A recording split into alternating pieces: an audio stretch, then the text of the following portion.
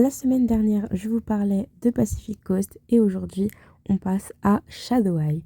Salut les monstres et bienvenue dans la partie 2 de ma review sur la saison 3 de Rainbow Eye.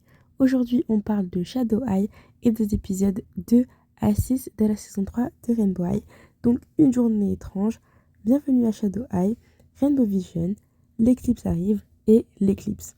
La semaine prochaine, on abordera Rainbow Vision et la troisième partie de la saison 3. Donc l'épisode 2 commence sur Bella, Cheryl et Gabriella qui reviennent à Rainbow Eye, accueillis par Violette, Jade et Sunny. Jade explique que rien n'a changé, mais on a une entrée ratée des 3 As à cause de Enschley et de son soi-disant problème de queue de cheval. Cependant, dans l'épisode, il y a plusieurs choses anormales qui se passent, comme le projet de Sunny qui devient noir et blanc. Et elle mentionne d'ailleurs que ça, c'est le truc d'une personne qu'elle connaît. Elle est très fâchée, elle mentionne que c'est le truc de quelqu'un. Et elle finit par s'en aller, furieuse de sa salle de cours. Il y a également le collier de perles de Daphné, une deuxième année, il me semble, qui est réduit en miettes à cause d'un sabotage sur son fil. Et on peut même le voir en regardant l'épisode que tout a été fait de sorte à lorsqu'elle bouge son présentoir, et il y a de l'air chaud qui va venir directement sur son collier pour détruire le fil de son collier. Elle avait utilisé un fil qui est censé être ultra résistant. Il a été remplacé par un fil qui se dissout à la chaleur. Moi j'appelle ça un très grand sabotage. Il y a également le morceau de Poppy qui a été remplacé par une annonce: Rainbow Eye, tu ne perds rien pour attendre. Et c'est le dernier sabotage qui a eu lieu au cours de la journée. Les élèves se retrouvent donc dans le hall et on apprend des jumelles Laurel et Holly que tout ça, c'est pas un maléfice ou quoi que ce soit, mais qu'en fait, c'est l'œuvre de Shadow Eye. Les élèves sont ensuite convoqués dans l'auditorium par Madame Wright, pardon. Mais en fait, c'est une fausse annonce. Une annonce qui a été faite pour annoncer une éclipse par 2 personnes de Shadow Eye. Et cette éclipse concerne la Rainbow Vision. À la fin de l'épisode, on découvre enfin les 2 personnes qui ont causé du trouble tout au long de cet épisode. Et ce n'est rien d'autre que des jumelles, Naomi et Véronica, 2 élèves de Shadow Eye. Sunny annonce ensuite, pour conclure l'épisode, qu'elle a une jumelle maléfique à Shadow Eye, mais ça, on y reviendra plus tard. Cap désormais sur Shadow Eye. Je vous présente mon personnage préféré de Shadow Eye. C'est une icône, je l'aime, je la trouve incroyable, l'icône Shadel. Si je pouvais incarner un personnage de tout l'univers Rainbow Eye, vraiment si on me dit dans tout Rainbow Eye choisis une personne, tu vas l'incarner, ce sera elle et c'est ok, on change pas, ce serait elle, Shadel. Vraiment je la trouve trop incroyable, elle est magnifique, c'est une bombe, c'est une pépite. Bon, niveau caractère, elle a du caractère quand même, mais je l'adore.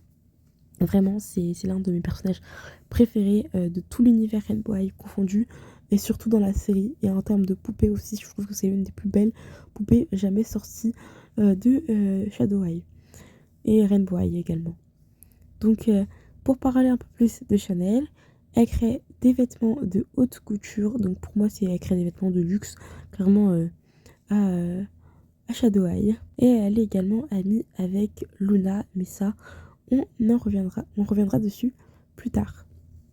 À Shadow Eye, il y a également Natacha. C'est une élève qui vient des Pays-Bas et qui crée des parfums que j'aimerais trop sentir, s'il vous plaît.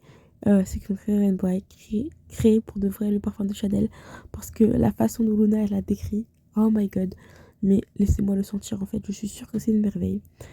On voit d'ailleurs que Natacha a un peu de mal avec l'anglais parce que parfois elle ne comprend pas très bien ce que ses camarades peuvent dire, comme on peut le voir tout au long de l'épisode. Et en plus, elle n'a pas les bonnes expressions, parfois elle se trompe. C'est donc une petite façon subtile de nous montrer qu'elle a des petites difficultés, mais elle slay quand même, ne vous en faites pas.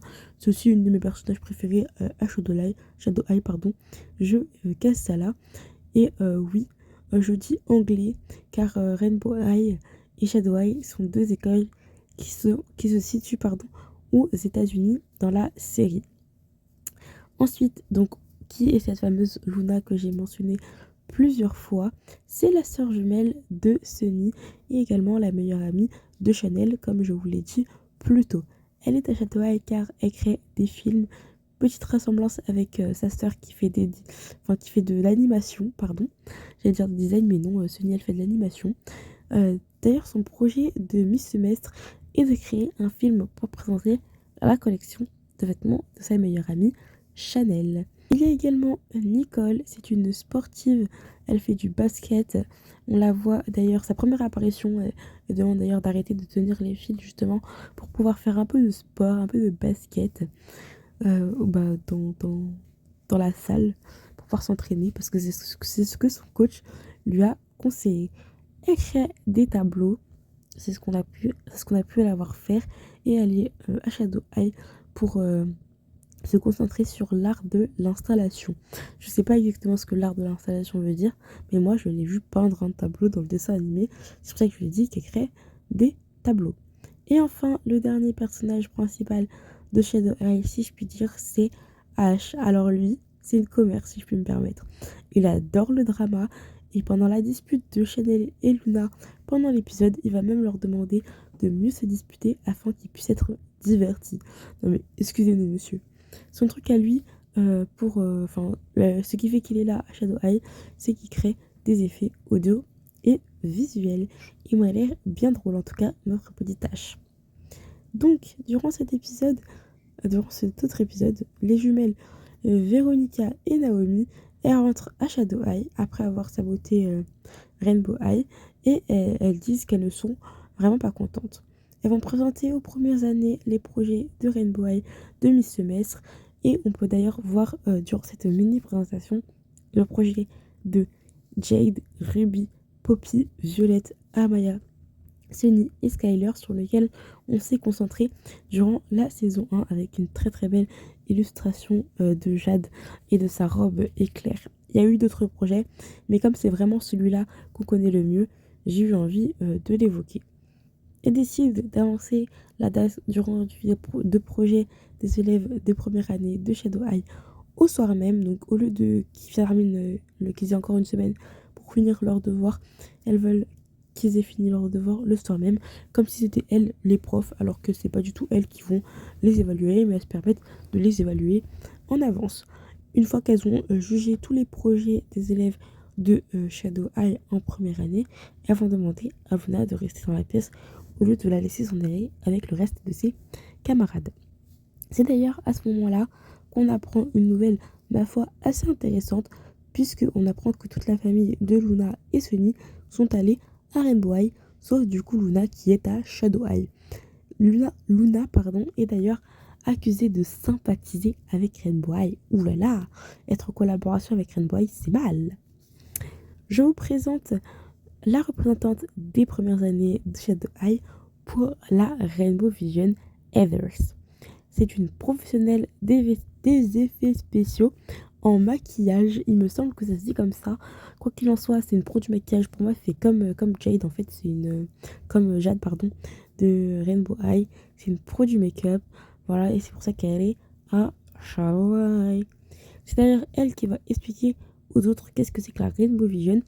Et pour moi, la Rainbow Vision, c'est l'Eurovision version Rainbow High, si vous voulez mon avis.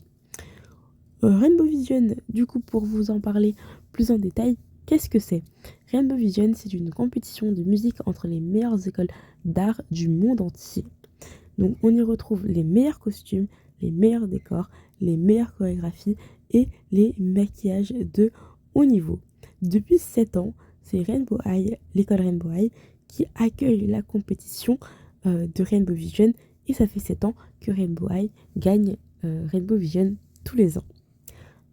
Pour Shadow High, par contre, c'est un peu plus fâcheux parce qu'à chaque fois, il se passe quelque chose dès qu'on approche la finale. Il se passe un malheureux événement contre Shadow High. Si vous voulez mon avis, c'est peut-être l'œuvre de Laurel et Poppy pour ces dernières années. Eclipse, phase numéro 1, c'est parti. Tout le monde reçoit les nouvelles de Rainbow Vision par la Rainbow TV. La Rainbow TV, elle est exclusivement hébergée par Rainbow Eye. C'est une sorte de télé-réalité prime, si je puis dire, pendant lequel des élèves de Rainbow Eye qui ont été sélectionnés vont aller montrer un peu ce qui se passe dans les coulisses de la Rainbow Vision et l'émission Rainbow Vision, simplement. Donc Shadow Eye décide de reproduire leur décor à la perfection et de les pirater lors de la première de la Rainbow TV, de la Rainbow Vision TV, pour faire passer un message en 1 minute. 1 minute, c'est le temps qu'il leur faudra avant que le piratage soit coupé. Cette année, River et Violette sont les co-présentateurs de la Rainbow Vision, donc à Rainbow Eye. Donc vous connaissez déjà River, le petit ami de Amaya, et Violette, l'une des personnages principales de Rainbow Eye. On a d'ailleurs il nous annonce par ailleurs qu'on a le premier groupe de K-pop à se produire à Rainbow Vision. En tant que K-pop fan, j'étais obligée de parler de cette petite anecdote. Donc Shadow Eye pirate la diffusion et c'est Luna Madison qui va faire passer le message de Shadow Eye pendant que Gabriella va tenter de régler le problème de hacking depuis sa chambre en 1 minute. Donc Luna va expliquer la problématique autour de Rainbow Vision et Shadow Eye annonce se retirer de la compétition tant que tout le monde ne va pas concourir pour être hôte de la compétition et invite les autres écoles à faire de même. Pour finir, Luna dira bye bye River et Mauviette. Mais MDR Luna, déjà c'est Violette. Genre la pique elle m'a vraiment touchée. Genre parle bien de Violette s'il te plaît. Merci. La vidéo de Shadow Eye va devenir virale et ils sont soutenus par plusieurs écoles dans le monde, dont l'école de Milan que j'ai retenue. On se demande pourquoi. Grâce à Chanel. Côté Rainbow Eye, alors il y a certains élèves qui sont d'accord, mais ils trouvent que en fait la façon dont Shadow Eye ils ont décidé de faire leurs affaires, c'est pas très ouf. D'ailleurs, on peut déjà commencer à voir l'attirance de Henley, envers l'école de Shadow Eye. Je dis ça, je dis rien. Et la colère de Laurel et Holly qui devaient être les hôtes de la Rainbow Vision cette année. Madame Wright, Ramona Barnes et Paris Hilton, le comité de la Rainbow Vision, ont décidé de réunir tout le monde dans l'auditorium de Rainbow Eye ainsi qu'en direct à la TV de Rainbow Vision TV pour faire une annonce spéciale, une annonce imprévue tout simplement, pour annoncer que tout le monde peut désormais candidater pour devenir hôte à la Rainbow Vision et que pour une question d'équité, cette année, la compétition des hôtes se fera dans une école voisine, l'école de Shadow Eye. L'éclipse phase 1, victoire de Shadow Eye. Et maintenant, place à la phase 2. Maintenant, rendez-vous à Shadow Eye pour le concours. On découvre des étudiants d'échange et plusieurs nouveaux personnages qui sont introduits. Des étudiants d'échange plus particulièrement à Rainbow Eye pour cet épisode-ci. Et on nous introduit de nouveaux personnages comme l'une de mes poupées préférées de tout Rainbow Eye. Et je dis bien poupée parce que quand cette poupée est sortie, j'étais juste estomaquée. Je vous présente Jewel Richie, héritière de la prestigieuse maison de couture portoricaine House of Richie. Elle fait du design et de la mode à Rainbow Eye. Et pour moi, c'est une véritable icône, une véritable reine. Son design, sa façon de parler, son aura, cette meuf est incroyable. Je la soutiens à 49%. Je la soutiens parce que je l'aime bien. Mais voilà, c'est tout. Elle est très vive, intelligente, franche et sûre d'elle. Petite pause accordée à cette présentation personnage. Reprenons l'histoire. Donc, Gabriella et Finn se font un câlin. Genre ça, c'était important d'en parler pour moi. Parce que j'ai parlé d'eux au début de ma review. Donc, elle, qui ne savait pas tout ce que les autres trouvaient à Finn, se retrouve finalement piquée par lui, attirée par lui. J'ai l'impression qu'entre les deux, on pourra peut-être voir une histoire d'amour, étant donné que c'est Finn qui allait la chercher. En plus, il voulait s'asseoir avec elle. Par la suite, Violette explique à Ruby que l'hôte de la Rainbow Vision, c'est le visage de la Rainbow Vision. Ils ont une grande influence pour décider de qui poursuit l'aventure et qui peut être éliminé de la Rainbow Vision. Madame Wright, pardon, ensuite va présenter le concours pour les autres. Cependant, les choses ne se passent pas comme prévu. Elle est obligée de quitter la scène en compagnie des jumelles Holly et un chef-d'œuvre sur un chef-d'œuvre. Je vous présente Glitch. Glitch va être un personnage assez important d'ici les épisodes à venir pour la troisième partie de la saison. Mais avant ça, je tenais à expliquer d'où vient la phrase que je viens de vous dire. C'est dans l'épisode, en fait, il y a Chanel qui désigne la tenue qu'elle lui a créée pour apparaître sur scène et prendre la présentation du concours d'hôtes. Et Chanel va dire que c'est un chef-d'œuvre, tout simplement, la tenue qu'elle lui a créée. Et Glitch va répondre par une phrase, un chef-d'œuvre, sur un chef-d'œuvre, parce qu'elle est un chef-d'œuvre. Et ensuite, elle dira une autre phrase que je trouve, ma foi, assez intéressante. Notre école, nos règles. Enfin, leur école, parce que moi, je suis clairement à Rainbow High. Pas vrai, Ainsley? Attendez, c'est vrai. Glitch l'a invitée à la rejoindre sur scène, alors qu'elle est encore plus rayonnante que jamais. Elle annonce quitter Rainbow High pour Shadow High, et que c'est Shadow High qui va gagner la Rainbow Vision. Trahison pour Aiden et Avery, qui apprennent la nouvelle en même temps que tout le monde, que toutes les personnes qui regardent Rainbow Vision, ainsi que toute leur école, alors qu'ils étaient censés être amis avec Ainsley. C'est ainsi que s'achève l'arc Shadow Eye pour passer à la Rainbow Vision. Qu'est-ce qu'on en pense? Des épisodes à en couper le souffle, de nouveaux personnages, et enfin on reprend une trame. Contrairement à la saison 2, c'était pas des épisodes, c'était juste pour vendre des poupées. Enfin, c'était pas des épisodes qui se suivaient, c'était juste des épisodes par-ci par-là pour faire vendre des poupées. Après, je dis pas que ça marche pas parce que je les ai regardés, j'ai quand même kiffé. Mais voilà quand même. À chaque épisode, on a une intrigue, on est hyper captivé, pardon. Et en plus, ce n'est que le début. Personnellement, j'ai adoré. Gros coup de cœur sur Chanel de Shadow Eye et Natasha, que je trouve toutes les deux incroyables, mais pas assez pour me faire changer d'école. Faut pas abuser non plus. Enfin, si on me propose de jouer Chanel dans un live action Rainbow High, je ne peux que dire oui, c'est vraiment une reine. La trahison de Ainsley m'avait vraiment choquée. Zéro respect pour ses amis, c'est hyper décevant de la part de Ainsley. Mais bon, il fallait s'y attendre parce que on avait plein d'indices depuis le début pour nous le montrer. Et en plus, elle se mettait un peu en guerre avec son ami pour rien, hein. De toute façon, on n'a pas besoin de traître à Rainbow High. Moi, je crois en mon équipe. Et sur ce, je vous retrouve très bientôt pour la Rainbow Vision.